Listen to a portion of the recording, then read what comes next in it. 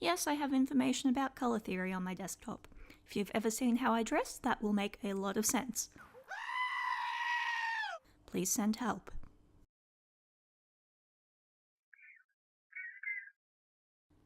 So I thought I'd talk you through what I've been doing with some pixel art, in particular to try and design a sushi themed platformer game. I'm using CamStudio, which is an open source program. If you don't know what open source is, that might be something I have to create a video on soon. And I've composed this pixel art that I can later code into an actual game in GameMaker Studio 2. So firstly, I'm going to show you my base tile set, which, if anyone wants to use this as a template at some point, feel free.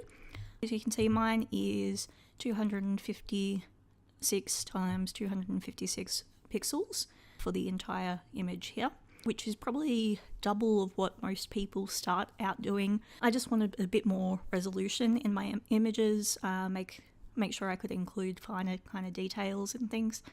So if we kind of zoom in here, and I've got a grid on at the moment that shows, I think it's 32 by 32 pixels. Yep. And as you can see, there's actually quite a bit of detail there. I've included quite a bit of shadowing and shading, as well as highlighting to give, my 2D platformer a little bit more depth, or at least the illusion of depth. As you can see, I have my salmon there on top of sushi rice. Also, if we just turn the grid off here, you can kind of see that between a lot of these tiles, I've kind of used the same base for all the rice. It appears quite continuous throughout the image and between tiles and things like that.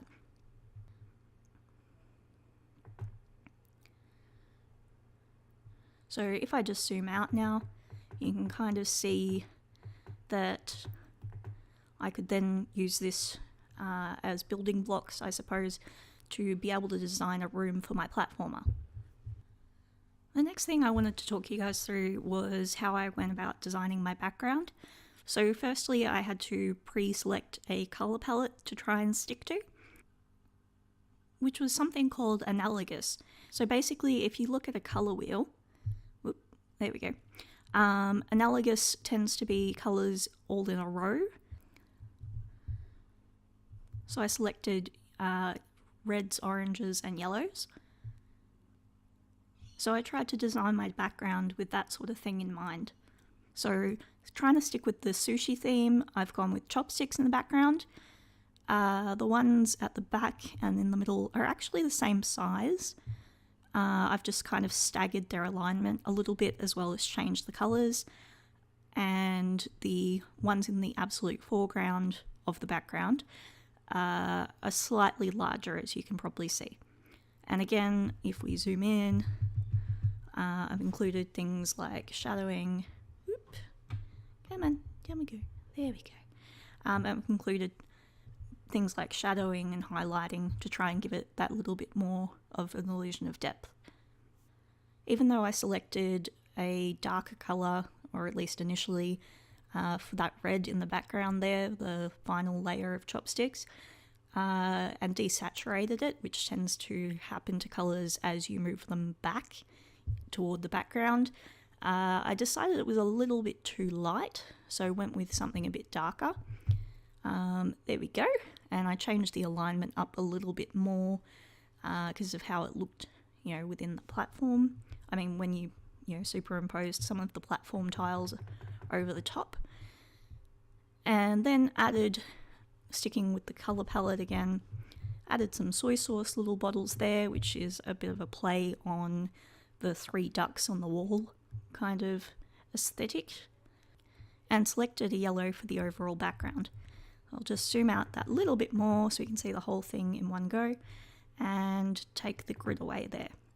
What should also happen too, hopefully, is that as this tiles across, we've got the 2 fish there, and then the third one should then align quite nicely as we scroll across. So next I went about designing my character and what it's going to look like when she's just kind of idling or staying in place. So if I go through these 4 frames nice and slowly, you can see that she just starts out kind of normal there. She's rocking some yellow tights, and she is quite obviously never skipped leg day. So the second frame, she bobs down a little bit and comes back up, and then her body moves upwards in the fourth frame. So you can kind of see that the third and the first frames are actually completely the same. I've just made minor adjustments, bobbing her down on the second frame and up, or just her body up on the fourth frame there. And hopefully you can see it now because I've upped the frame rate of my screen recorder. I've just got this at 6 frames per second, and if I hit play, we should be able to see her bob up and down a little bit, like she's dancing to a funky tune. 12 seconds later. Okay, so it turns out that frame rate totally did not work, so I've slowed it down to only 3 frames per second. Hopefully we can see her bob very slowly, like she's dancing to a funky, very slow tune. 2,000 years later.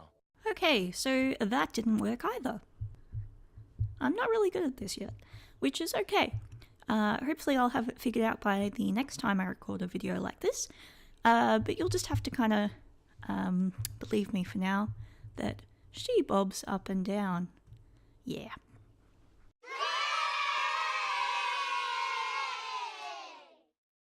The next thing I did was try to animate her walk or run animation, depending on how fast you're going, which I did with 6 frames and based off something called a running cycle, which is something you can very quickly look up online.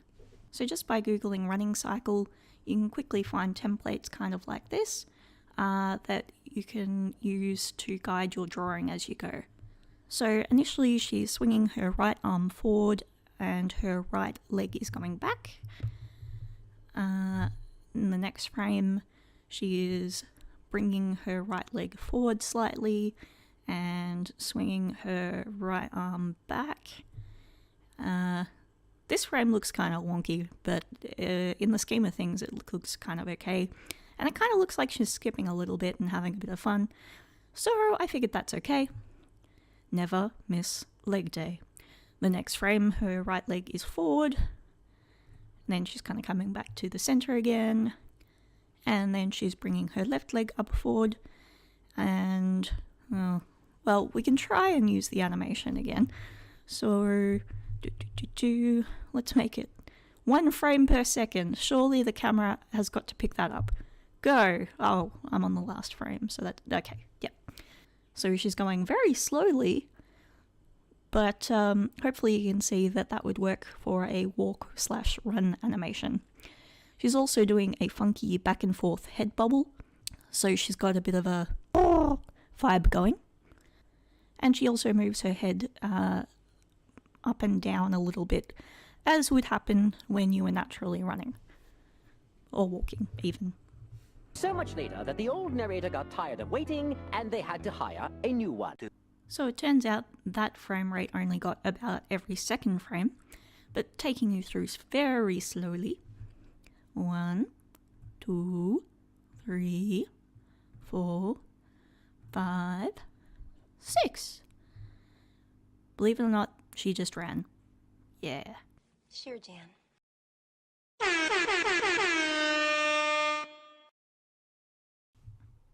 The other thing I had to animate was the character jumping. So here she is jumping and going back down to normal. Yippee! Yay! I decided to include soy sauce fish that have spilled slightly as a kind of obstacle for the character. You could imagine her comically slipping in soy sauce. So I just used the fish from my background, which I have over here. And of course they don't quite stick out as much, so still using my colour palette as a guide, I lightened those colours and outlined my lighter soy sauce fish. Also kind of acting like a spikes mechanic in the game. I have these little piles of wasabi for the player to trip in. And to try and help her out a little bit, I also have a nigiri bridge.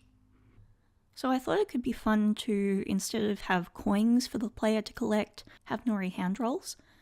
And to be honest, I didn't think it would be that much more difficult to animate a cylindrical object versus a flat disk, like you would with a coin. And unfortunately, this was really not the case. As you can see, it turned into 36 frames just to animate the nori roll to rotate.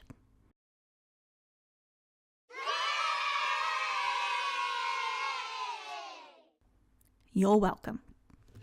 In terms of things that the player can interact with, I have some cute edamame just happening there in its shell. I also have some miso soup. I also have a tempura prawn there. And if I need to give the player some kind of instruction or rundown, there is a little readable menu there that the player can interact with and bring up some written instructions, hopefully.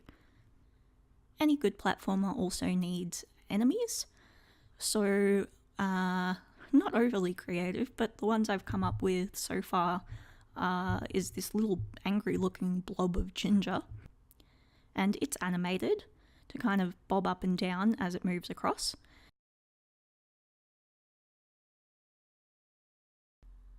I also designed a angry looking flying soy sauce bottle because, you know, too much sodium is not good for you. So this is just a mock-up of what it could end up looking like during gameplay.